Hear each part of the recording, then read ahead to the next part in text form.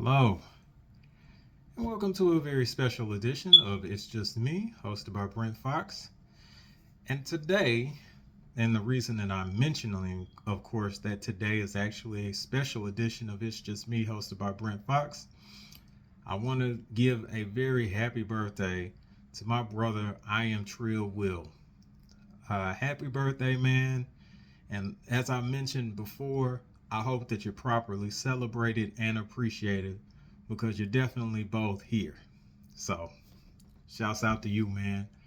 Um, Now, what I'll be talking about is Virgil Ortiz because I missed an opportunity to do a breakdown or a 20 by 20 with the Virgil Ortiz Erickson Lubin fight. That was a missed opportunity, so I'll talk briefly about Virgil Ortiz and maybe some of his options down the line, not immediate options. But I also wanted to get into the upcoming fight with Chris Eubank Jr. and Connor Benn, the second fight, part two. So I'll touch on it briefly, but I'm going to try to see if I can squeeze out a 20 by 20 for that particular matchup because it is still a very exciting one. And I'd like to give it I'd like to make sure that I actually give it the respect it deserves. So hopefully I'll be able to do that by this weekend. And also, I am very, very intrigued as it gets closer and closer. I'm very, very intrigued by the Devin Haney Brian Norman Jr. fight as well. So I'll briefly discuss that. I think next week I'll probably do a 20 by 20 on that as well. I'll also be breaking down my Pittsburgh Steelers versus the Cincinnati Bengals matchup. We have a 1 p.m. Eastern Standard Time or 12 noon game Sunday, and I'll just briefly go over the matchup for that as well. So, without further ado, let's just go ahead and jump into our first topic. All right. So, first topic, of course, is Virgil Ortiz. Virgil Ortiz had a spectacular second round knockout of Erickson Lubin last Saturday at Dickies Arena in Fort Worth. Of course, you talk about missed opportunities. Now, I did actually get to see Virgil in action against Dallas's very own, Mighty Mo Hooker, or Maurice Hooker is his official government name, but we call him Mighty Mo Hooker. So, that atmosphere was actually, it appeared to be more electric than the previous one with Erickson Lubin, from what I understood. Now, I was told that, of course, there were some boxing celebrities out there. It was a decent crowd, but it wasn't the crowd that it was at the Star, nor was it the crowd that it was at Dickies Arena when he was actually battling, of course, Dallas's own Maurice Hooker. So, nonetheless, Virgil put on a great performance and actually got Lubin out of there surprisingly fast. I'll be honest with you. Erickson Lubin had actually made a pretty significant climb back after his loss to, oh my goodness, Sebastian Fondura. Thank you, Junior the Truth. I feel your spirit.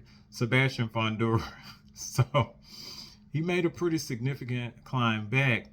He was on Pro Box cards, getting some pretty solid wins, and then just climbing back into it. He actually wound up beating Jesus Ramos in the process of him coming back from the Fondura loss. So, he was on an upward trajectory, and unfortunately,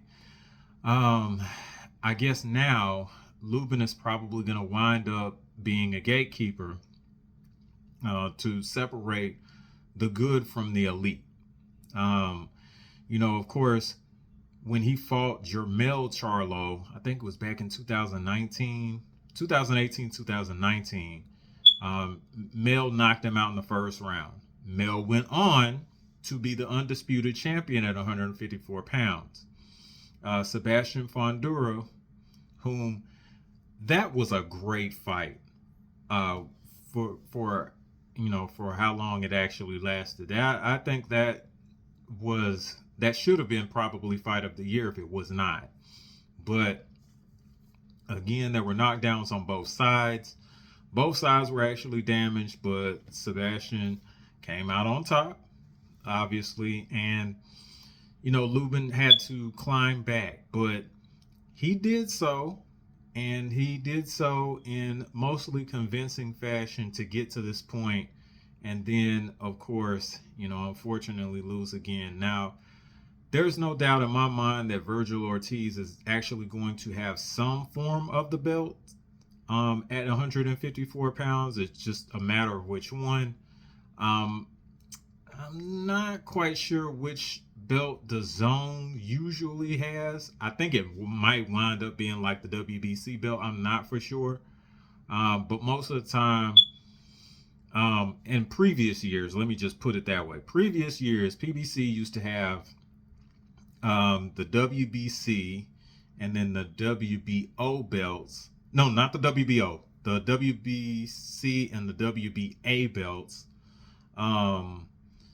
Now, Top Rank had the WBO belts, and then, I guess the IBF was up for grabs for whichever network. But needless to say, I know for a fact that Virgil Ortiz, barring a catastrophic performance or something like that, then he's bound to get a belt at 154. So, again, Lubin, when he actually loses, unfortunately, he loses to the very best. And again, that is where the gatekeeping label comes from. He's a guy that, unfortunately has been beat by champions.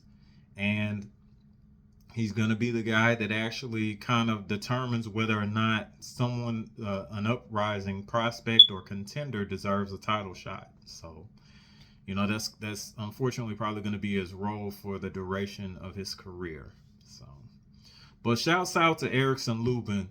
I do like a good comeback story, and he actually had a real life comeback story up until the point he fought Virgil Ortiz. Virgil, unfortunately, was just a better fighter. Now, I would have loved to have been able to do a 20 by 20 and break down the fight. I'm sorry, got a mint in my mouth.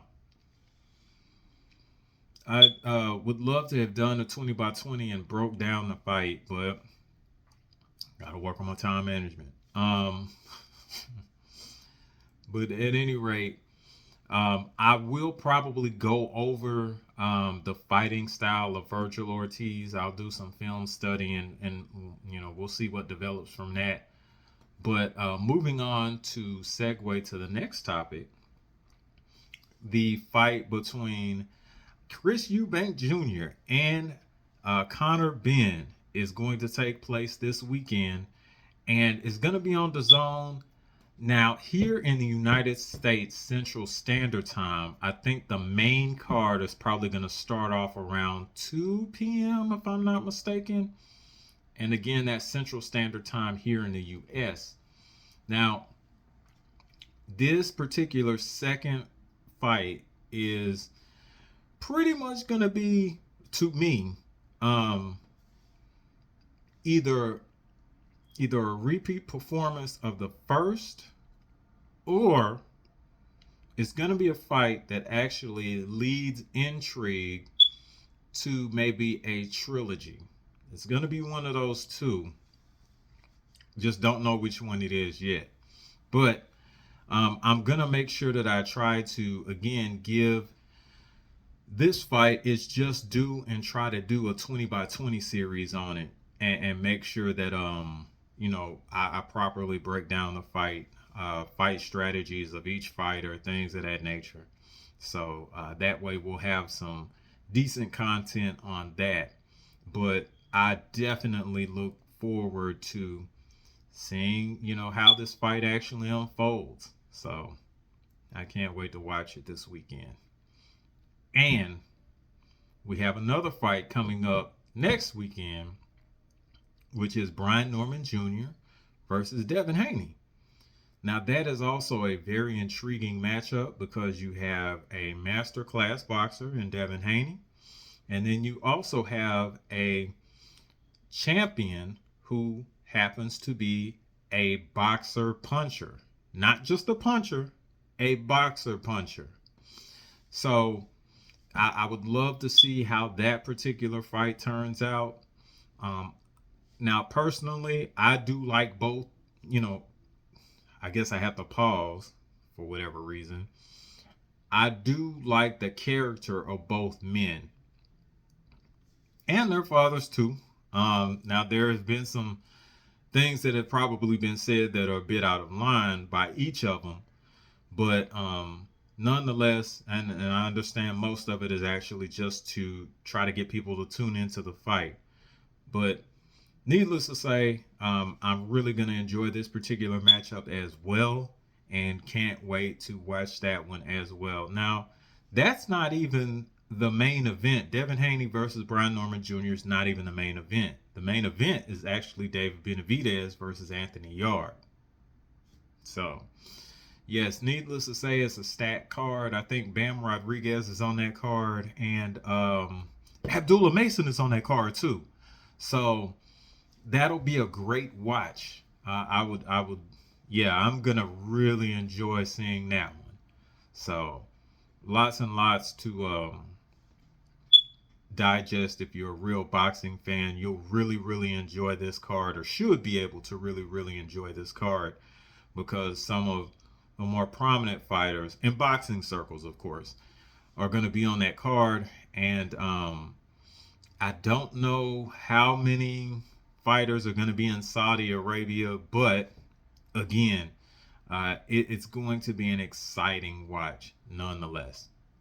Now, moving on to my Pittsburgh Steelers versus the Cincinnati Bengals this weekend. Now, we do play a 1 o'clock Eastern Standard or 12 noon Central Standard game, and we're playing at home at Acrisure Stadium.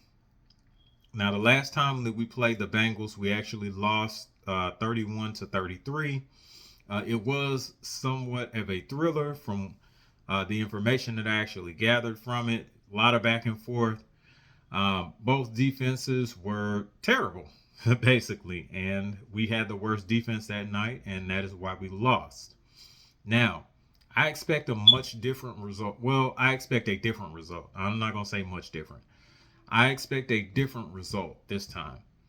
I expect us to be more decent defensively sound because of us moving Jalen Ramsey, so sorry, to free safety.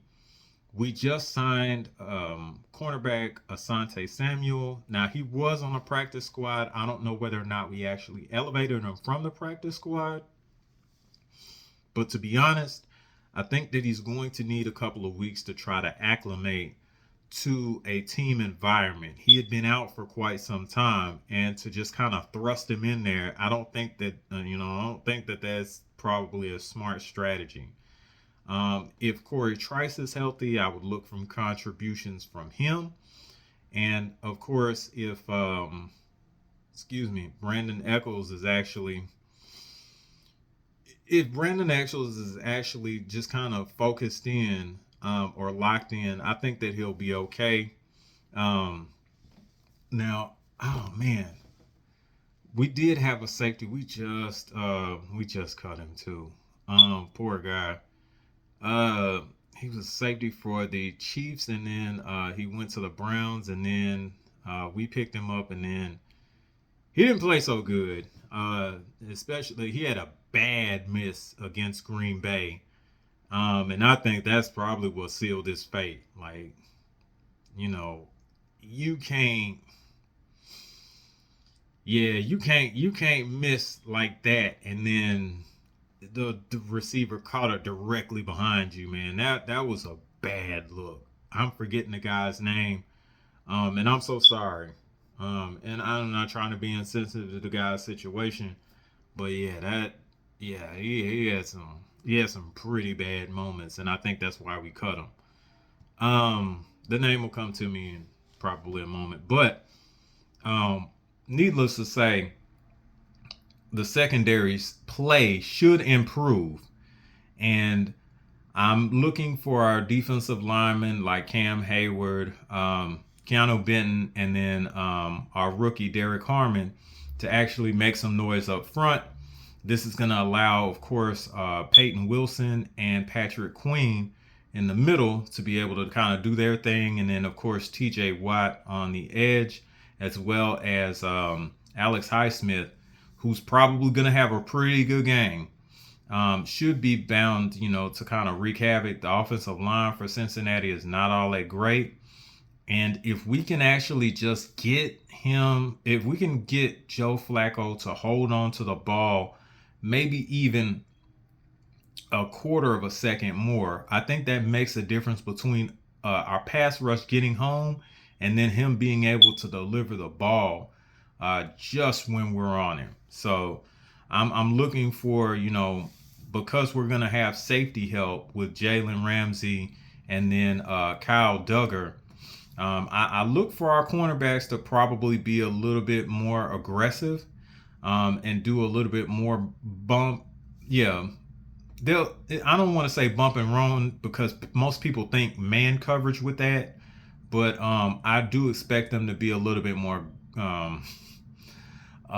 more aggressive. Hopefully Joey Porter Jr. is not too aggressive and gets defensive holding calls, but I definitely hope that our defensive strategy is implemented a lot better this time.